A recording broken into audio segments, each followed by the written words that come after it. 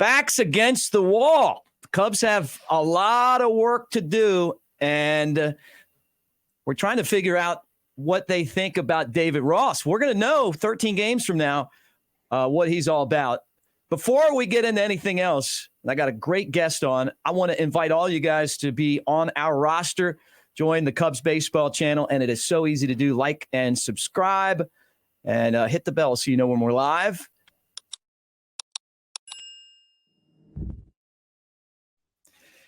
His name's Paul Dzien, but you know him as Crawly. I'm Mick Gillispie. Great to see you, brother, first off, but we got to talk about the situation after that epic loss on Saturday that felt like 10 losses. And now the Cubs, for whatever reason, the Diamondbacks have always been a thorn in our side. They are again this year. And I feel like they've got to win. I mean, it's win now or it's over.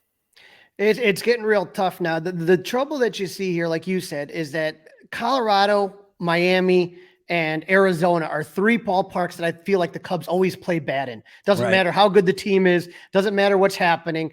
And so when I saw this on the schedule, I said to myself, oh God, but we talk, when you looked at the pitching probables and how it lined up, if you were a Cub fan, you would say, these are the three guys I would go with in a postseason game.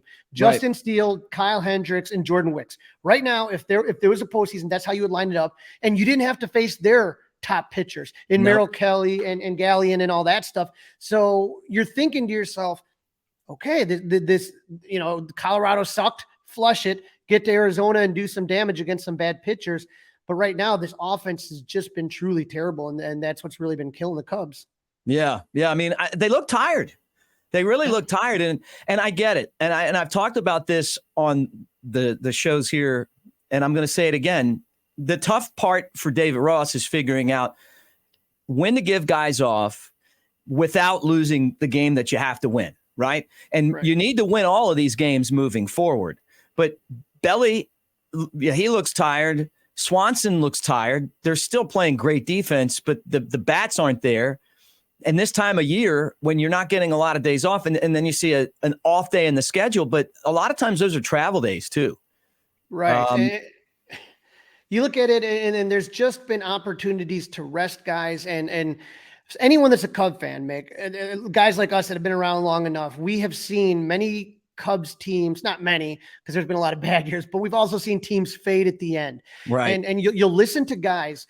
Randy Huntley, great guy. He would say, if I just had a couple more days off, I would have been a little bit better. Those type of things. And 2004 is another one that kind of pops in my head. 2018, another year where all of a sudden, just at the end, they just ran out of gas. And I think as a Cub fan, you have a little PTSD, and you're starting to see that right now. We were talking about this before, and I want to bring it up on here. I've been surprised at how divided Cubs fans are about David Ross. Before I started this channel, I just assumed that people felt like I feel, that I thought, hey, the guy's done a pretty good job. The team plays hard. As much as I love Joe Madden, you could tell that they weren't playing as hard as they could have been playing towards the end of his tenure, right? And I felt like that was a fair criticism. And I felt like a lot of that was the fact that they won that World Series, which is still going to be the biggest, that'll be the biggest championship ever, right? At least in our lifetime. But I think that the team plays hard. Do you see this too? It's like, it just feels like if you're either really like him or you hate him. And when he got the job, I thought everybody was pretty happy to have him. I think in a way it's a 50-50 split. There's the pro and the anti David Ross. Now, obviously, David Ross was in the World Series year, everybody loved him. It was Grandpa Rossi. You would go out and, you'd go to the games and they would play Forever Young whenever he'd come out there. And it was just like it was a magical moment. But when he got the job, there was a little bit of concern about experience, and not saying that you can't be successful without experience. Just look up north of the Cheddar Curtain and you can see Craig Counsell always having, good years. But there was a little bit of concern about that. And then, just some of the moves that I think sometimes people after a while get a little bit frustrated with. And so you sit there and you look at this and you say to yourself, you know, maybe the Cubs, you know, is David Ross in over his head? And look, Mick, you know, you and I do our things all the time. It's a lot harder when you have a job and everybody's watching you and every mistake is amplified. And so I think David Ross is one of those guys that is brilliant at creating a culture of accountability. That's what he was known for even as a player. But at the same time, there's the X's and O's. There's the little things. When you talk about giving guys a rest, but still being able to win a day. One of the things that Joe Madden used to talk about, he would have American Legion week where he would lock the players out until about like 12:30, where he would let them come to the ballpark. Right. Smart thing. Get off your feet, relax. Okay. And so I think that those are the things that when you look at with David Ross, you know, it was, you know, those are the things that get people a little irritated, where it's like, and he's also made some comments on the radio lately that people kind of got irritated about, you know, like we're going to go there with the guys that got us there. Well, right. If you're going to go with the guys that got you there, I get that. But also, what if there's a guy that's better that could be playing? And so if you saw last night, which was Saturday night, there was a bunch of plays that Mike Talkman just didn't make in the center field. And Mick, no one knows more than you about PCA and his outfield defense, where you're just like, okay, I get Talkman. You rode the hot hand. That guy, the Cubs aren't where they are without Mike Talkman. Right.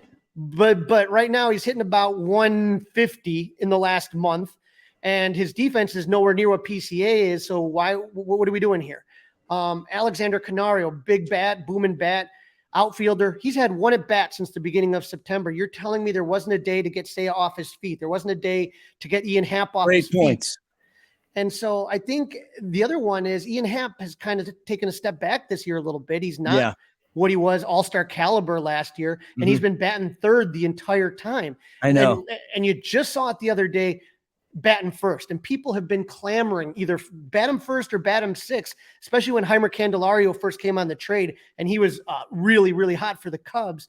And it's just like, it just seemed that there was, and I know this is a lot of baseball managers. This is not just David Ross, but there's a stubbornness.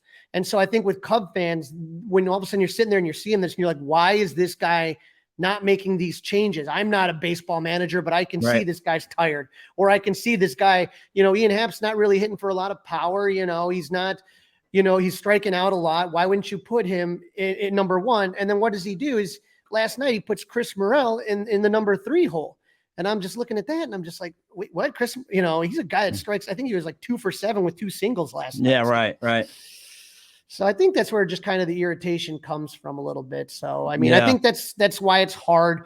You don't want your heroes to come back as managers. You remember when Rhino was going through the system? Yeah. Imagine if Rhino was the Cubs manager and people are going to start getting irritated at him. That's just the way it goes sometimes, you know? Yeah. I would have loved to have seen Rhino get a chance though. Looking back now, and I'm friends with Rhino, love him. Like had a great 2009 season with him and learned a lot about like the intensity that it takes to win, because he'd chew his arm off to win a game. I mean, I've never met anyone who wants to win more than Rhino. But he didn't get that chance with us. He went back to the Phillies and you're right though. And he probably wouldn't be as beloved now if he was the manager, if as he is. I mean, and you go now, I mean, he's basically, you know, like a Cubs god. I mean, in a way, you know, he's one of our Hall of Famers and it's just in the baseball sense. But yeah, I mean, I get that same feeling. This team they just look fatigued. You know, the fact that Swanson, you know, he's a better hitter than he's been. And Bellinger is, and let's hope that he comes back, but he's a difference maker. But even he's not doing the things that he still finds a way to contribute, but it's not the same right now. And I just thought, like, looking at it going, you know, if you gave him a little bit more of a break, but you got to do it and win, you know, and that's the tough part. I wouldn't want that job to figure that out. Right. And when you talk about Bellinger, I kind of make the analogy of, you know, putting lipstick on a pig. Here's the thing is that the Cubs offense has kind of had its struggles, but nobody expected this year from Cody Bellinger. This is comeback player of the year. But the thing is he has been carrying this team for so long. You need somebody else you can't expect a guy to be slashing 400, 400, 800. I mean, that's not realistic. That's not going to play out over a year. So you got to have somebody else that if all of a sudden Bellinger's not the center of that offense, that somebody else can pick up the slack and say, yeah, I got this. Don't worry about it. And it just doesn't feel like there's been any consistency with anybody else not named Cody Bellinger. No. The thing that hurt me the most was seeing Justin Steele.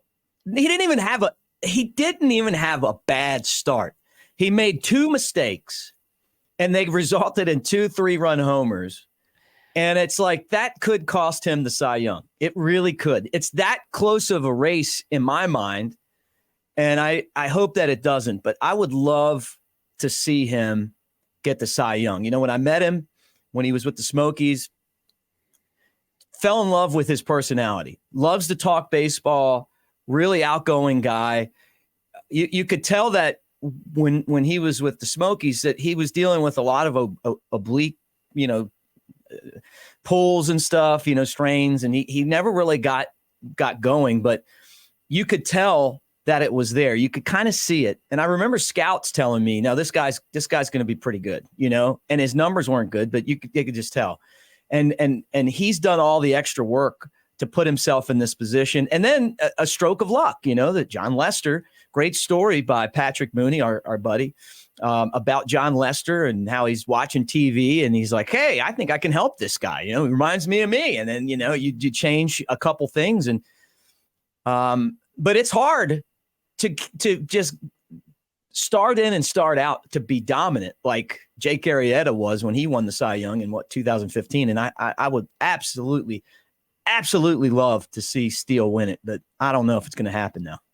That's tough. Like you said, John Lester makes that phone call, and then in the second half of 2022, there wasn't a better pitcher in baseball than Justin Steele. And so, I'm part of a group called Club 400. It's Cub fans helping Cub fans, trying to raise $1 million for different charities. And we had him come out, and it was for a charity called Rod's Place, Rod's Heroes, Rod's Place. And he was just a phenomenal guy. We got to know him, his family.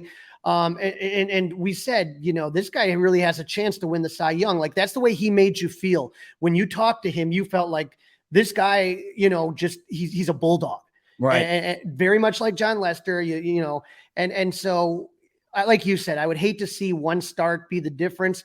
Like you said, he had that bad first inning, and then all of a sudden he shut them down all the way into the 6th inning. And then again, another 3-run homer. Right. But I hopefully, I know Spencer Strider's had a great season.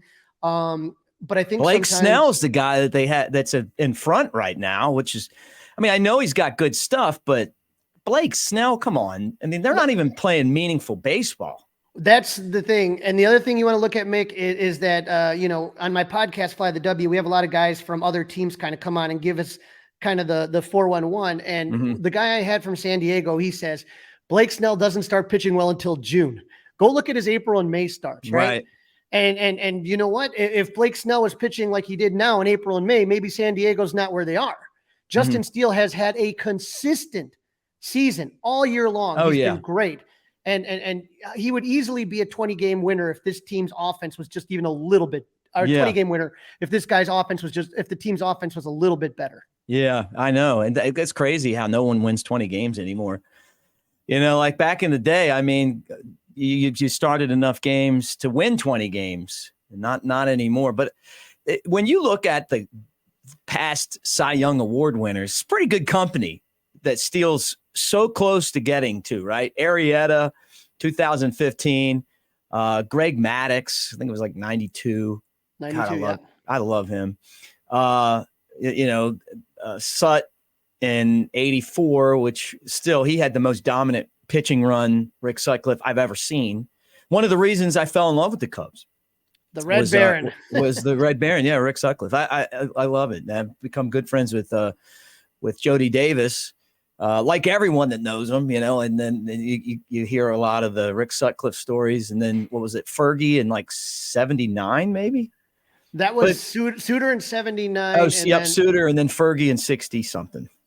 I thought it was 72. I might be Might have off, been. but- Yeah, no, you might be right. Anyway, the bottom line is that's a damn good rotation right there.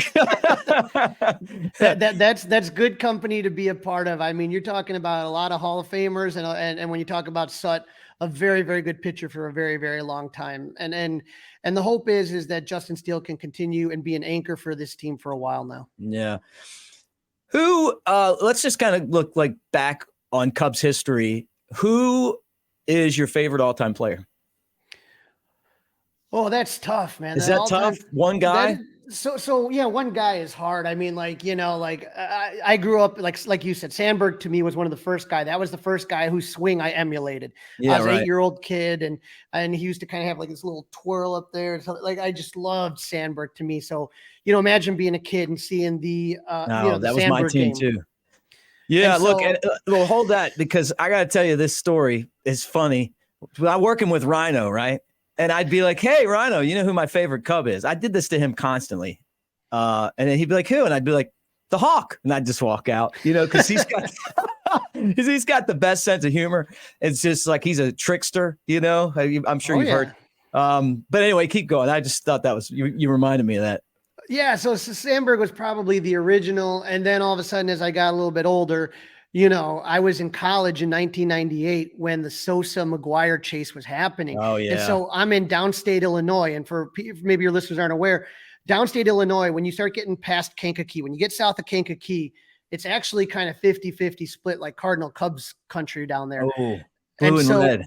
Yeah, and so when you get down to eastern Illinois, which is about 3.5 hours south of Chicago, there's a lot. You're closer actually to St. Louis than you are to Chicago. So a lot of those guys end up being Cardinals fans. So I was in 98 in college.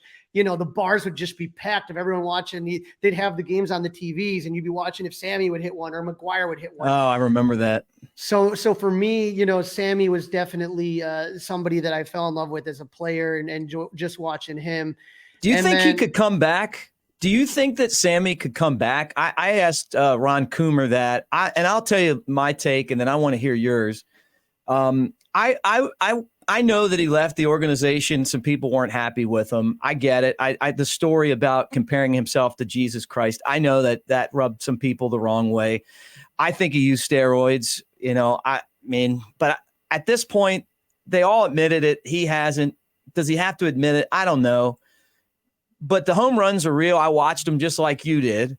And I just don't want to miss the opportunity for him to come back. And then we just lost Jimmy Buffett. And it's like, it just reminded me of like, man, in the same type of way, we just got so much joy out of watching Sammy Sosa. It'd be great if he could come back and be a Cubs Hall of Famer, if he could come back and do a Cubs convention, if he could sing the stretch. I think, sadly, when it comes down to that, and you've seen how San Francisco has welcomed Barry Bonds back, and you've seen how St. Louis has welcomed McGuire back, we don't know who did what when. There's guys that obviously clearly were freakishly big, but there were plenty of other guys that didn't get that amount of bulk, but were also still using PEDs. And to sit there and be that judgmental, I think is wrong. Now, I think the problem is that you have two guys with egos. When you talk about Tom Ricketts, when you talk about Sammy Sosa, two guys with egos, and now all of a sudden they've kind of drawn a line in the sand and nobody wants to blink. And like you said, I think life's too short for those type of things. And I think that if there was ever a time that Sosa should have been welcomed back, and this was an opportunity that was missed by the Cubs, was in 2012. If you remember, they were just literally, Steele was in there and they were ripping it down to the studs. They didn't have a good farm system yet. They didn't have a good MLB product. You had nothing. That was the first time I remember CubsCon not being sold out. It had been sold out for years. And so like 2012, 2013, there was really nothing. And then all of a sudden, now you got 2014, which was the centennial of Wrigley celebration, which they had a lot of things. You didn't want Sosa to overshadow those things. So I think that there was a window, 2012 to 2013, 2011 to 2013, where you easily could have brought him back. And here's the thing. Sammy Sosa should have been part of the 2014 celebrations. Sammy Sosa was very good friends with Ernie Banks, who passed away in 2015. Right. And he didn't feel welcomed enough to come back, to come to the funeral, those type of things. And again, it's like I said, man, life's too short to be angry about those things. We all cheered him. The Cubs made a hell of a lot of money off his back. I'll say that. Yeah. But if you want Sosa to apologize and maybe, again, apologize for what? Be very clear about that, because if you want him to apologize for PEDs, you do remember he went in front of Congress and said he didn't take them. That's so right. Yeah. You want him to come back in there. Yeah. Right. You want him to come back and say, I did that. Then he may not be, he may end up having to face some charges, you know? Yeah. I've known Tom Ricketts since he bought the team. I like him. I mean, I know him well. Yeah. I've hung out with him, had dinner with him. I don't find him to be a hard guy to talk to. I mean, no. I think that they could get this ironed out fast. You know, I just, that's just my gut feeling. You know, I haven't asked him about that. I was standing there at Cubs convention, and a fan did ask Tom. We were just, you know, at a bar, and a guy came up and asked him, and I didn't get the vibe that it was impossible. You know, like I didn't get that vibe at all. I find Tom Ricketts to be really down to earth, good guy. That's just my feeling. And I think, like, hey, if these, you're right, they just got to get together and get this figured out, because life's short, man. I mean, can you believe we're going to do a show of all the cool stuff you have in your studio, right? And you've got these concert posters. Did you get one from the Buffett show? Is that no, one? I don't have. I have it from James Taylor, Motley Crue, Foo Fighters, Dead and Company, Green Day, Pearl Jam, Fall Out Boy. I mean, I got a whole bunch of them. I got a whole bunch, but I don't have a Buffett. But Buffett was like the first concert there, you know, and it really. I put a video out on here. We did a toast, a 5 o'clock toast the day that he died, or the day after, like a Cubs fan toast, you know, just like a quick video. But it really got me thinking about Sammy Sosa, because I just, not that he's going to die or anything, but this life's short, you know, and it's like, he's that one player you just mentioned, you know, and I've run into a lot of Cubs fans who love Sammy Sosa. I remember him running with the flags out 9/11. And, so it'd be great if that happened. All right, keep going. Get next Cub, great Cub you loved. I would say, you know, so anyone that knows me knows I have a special connection with Miguel Montero. I got to present his World Series ring to him in 2017 when they did the ring bearer ceremony. There was 20 of us on the field. And to me, I just like he's not an all-time great Cub, but when you think about like just his personality, the "We Are Good" hashtag, the NLCS Grand Slam in Game 1, when you talk about the big hit. The big hit in Game 7 of the World Series. People forget that run that he drove in was the deciding run. I have a special place in my heart for Miggy. It's kind of like that experience of giving him the ring kind of bonded us for life. And so like, I'll always, you know, I mean, imagine like, you know, being in front of 40,000 people and I literally had the ring in my hand and my hand's like trembling. Nobody had ever seen the first time you were on the field. I had been on the field previously for season ticket holder days and other events that, but never went to a packed house, plus however many hundreds of thousands, if not millions, were watching on TV. Yeah, I watched on TV. I remember. That's such a cool thing. And when you come back on, we're gonna do like a tour of your cave there, and you've got the jerseys framed up from it, and it really is just a once in a lifetime opportunity. So I get it, man. You know, like we all have those guys who mean a lot to us that weren't necessarily the superstar Cub, but the guy that you just really liked. I always liked Davey Johnson. Davey Martinez. I'm sorry, Davey Martinez. I always liked Davey. I just did. Like, I remember watching him and I'm like, this guy gets a hit every time he's up, you know? Why doesn't he play more? And then you get around the game and you realize, well, you know, there's other parts of it besides getting a hit, but he was so good at getting a hit. And then last thing before we get off here, Harry Carey, man, I don't think the Cubs brand would be half of what it is had it not been for Harry. And that's what got me watching Cubs baseball. It was on and Harry. Right. So you had a confluence of things happen at exactly the right time. So what you ended up having is you had WGN, the Superstation, going, across the nation. So for people that may not have a baseball team where they live or something like that, you always hear the two people talking. I was either a Cubs fan or a Braves fan because of TNT, right? Right. Yeah. And so you had those two things. And then the Cubs hadn't been in the postseason since 1945. And then you had this team in 84. And then you had this broadcast. And Mick, as a broadcaster, I mean, I know your appreciation for this, but it was, of course, Harry Carey, but then also Steve Stone and Arnie Harris. So when you talk about those three guys, they just made up they made a broadcast that was unlike any other broadcast, not to disparage any other broadcast, but it was uniquely Chicago. And anyone that watched any of those 1980s broadcasts, Arnie Harris would, focus on some beautiful woman in the bleacher. Oh, hey, and Harry would get all excited. And then, they would do some of the old classic shots of the kid eating the ice cream, and he has a big old ice cream, and then you come back to it an inning later and the ice cream's a little bit less and all this stuff. Yeah. And it was all these just funny entertaining things. It was entertaining. And then as a kid, it was all day games for me, Yeah. And so the game would start at 1:20. And if you got lucky and you caught the bus and you ran home really quick, boom, you catch a seventh inning stretch. That's right. And so like when you got to go to a Cubs game as a kid, like, of course you loved baseball, but there was a part of you always looking up for that seventh inning stretch, waiting for Harry to, all right, let me hear, and the Cubs could be in last place.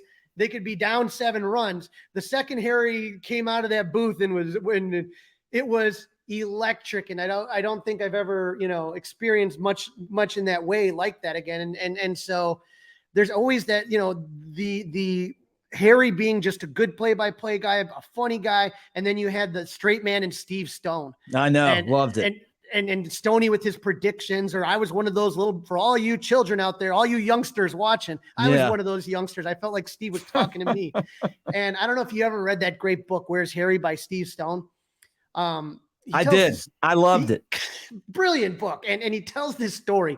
Loved it. Is that one of the first times Steve Stone, one time he sits there and Steve Stone's a cigar aficionado. Oh yeah. And so all of a sudden Steve lights up the cigar in the booth and he starts smoking it, and Harry, Jesus, Stone, and what are you doing with that awful smelling cigar? What do you, and Harry's making this big deal out of it. And when the game's over, like Stone's like, hey, Harry, I'm really sorry. I didn't think it was a big deal. I just wanted to smoke us. And Harry goes, no, Steve, it was brilliant. Keep smoking them. He's like that. You know what I mean? Like it was, Harry knew the entertainment value. He didn't care if Steve smoked a cigar, but that hilariousness every time he would light up and Harry would make a big deal out of it. Like I didn't know that until after it all happened, but it was hilarious every time that Steve would smoke a cigar. And those are just memories I have as a kid and just remembering that stuff. Look, Crawly, we've lost that in big league broadcasting, period. We got people making decisions that are so afraid of, breaking an egg that we don't have those shows anymore. You know what I'm saying? And Harry was the best. I mean, for stuff like that, it was a great watch every day. Now it's like it's a race to see who we can find to be more boring than the other person. And that's a shame that it's like that, Right. Baseball is much different than, say, football or basketball. And there's a very local flavor to it. Mm-hmm. Okay. And I understand that there are sports stations like, Sunday Night Baseball or even NBC Game of the Week back when we were kids that you would watch. And then so I think the Ford Frick would go through cycles. Okay, we're going to do something for local broadcasters. And then the next year, the national broadcaster. And then the next year, the old timers. Yeah. But even the Hall of Fame recognized there's a difference between a national broadcaster and a local broadcaster. And just because, remember, Harry Carey broadcast for St. Louis. And then he went to Oakland. And he wasn't a Cubs guy his whole life. No. But when he broadcasted, he made you feel like he was the biggest Cub fan on the earth. Boom. That's it. Well, once you go to a team and you're the broadcaster, it's all about your team.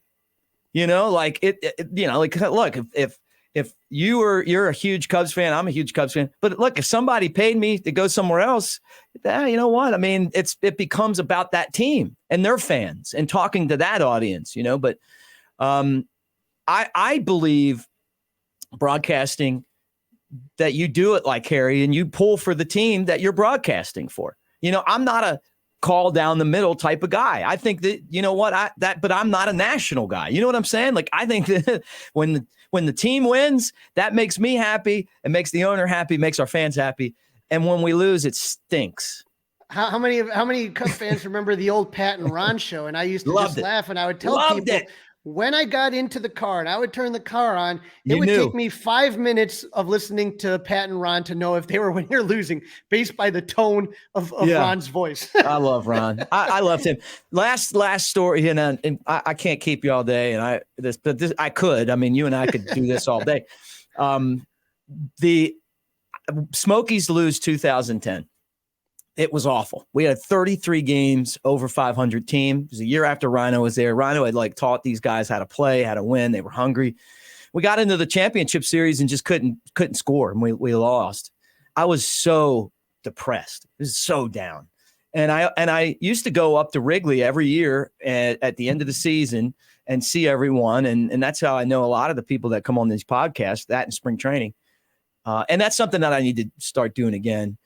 But it's just all depends on scheduling. You know, it's just a scheduling thing. Anyway, so I get there and he's one of the first people to come up. Mick puts his arm around me. How you doing? And I'm like, I'm not doing good. And I tell him, I'm like, I'm depressed. I mean, this was a special team. It was a special season, and we didn't win. And so he's like, he like puts his arm around me, takes me to the corner of, this was on the field at Wrigley, takes me into the Cubs dugout all the way on the end. So him and I can talk. And then he's like, hey, you do stuff for the University of Alabama, right? He's like, I said, yeah. I said, that's actually what I'm getting ready to do now. And he's like, so you know Billy? And I'm like, no, I don't know Billy. Billy, come here. You got to meet Mick. I've been buddies with Billy Williams. I mean, like a special friendship ever since then. Just one of the, really one of the most fantastic things that ever happened in my life. And it went from being this depression, like I didn't want to think about baseball. I didn't want to be, and I had the tickets and I already, I had the plane tickets to go up there. And then it turned into one of the best experiences, but that was Ron Santo. I mean, just a fantastic person, man. Just great guy. Yeah, he loved this team, and so as you can tell, surrounding me, I love Cubs memorabilia. I love giveaways. So I'm first in line always. Every time there's a giveaway, I bust in, I get my giveaway. And when I was younger, and Ron Santo was calling the radio games, I would get my giveaway, and then I would go all the way up to the steps right underneath the press box. And after Ron lost his legs, they would have a golf cart. Yeah. Bring him up to the press box. And the second I would hear it, I had really good ears. The second I would hear that golf cart coming up, I'd pop over the seats and wait for him to come up because, they used to have the door for the press box right there.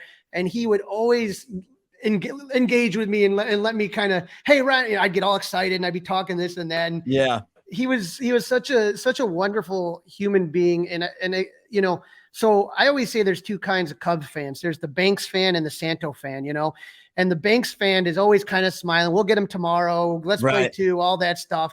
And then you have the Santos that are just much more melodramatic and take those wins and losses so personally. Oh, I know.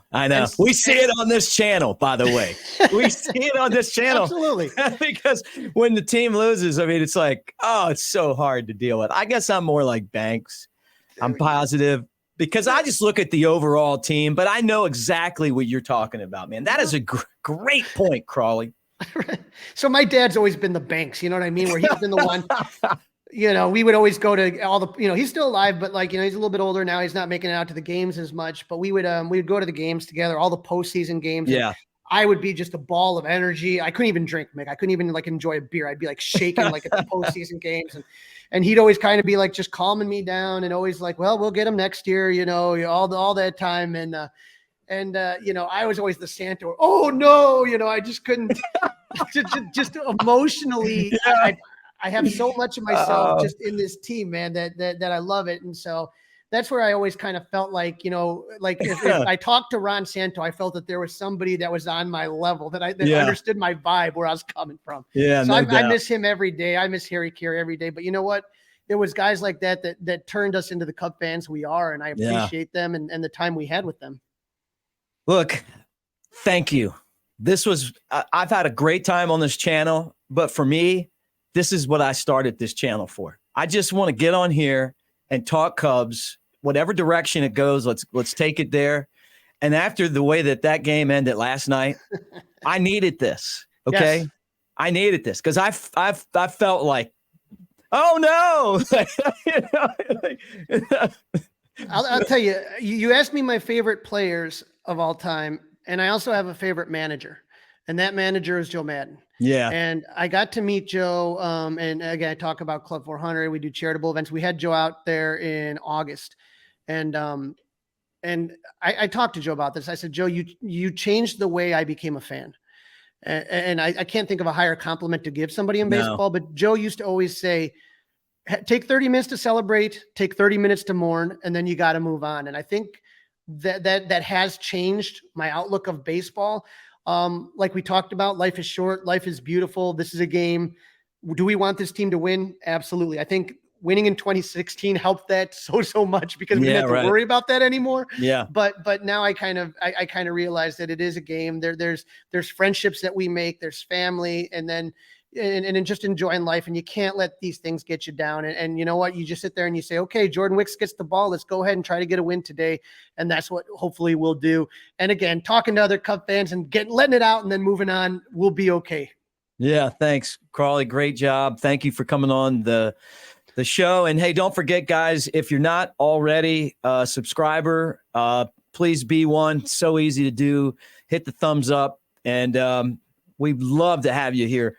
Part of the channel. And next time we get up with Crawly, we're gonna do we're gonna look around some of the cool stuff he's got, and we'll let him tell stories on that. So we'll do a little show and tell. Yeah, I cannot wait, man. All right, for Crawly, I'm Mick. Thanks, guys.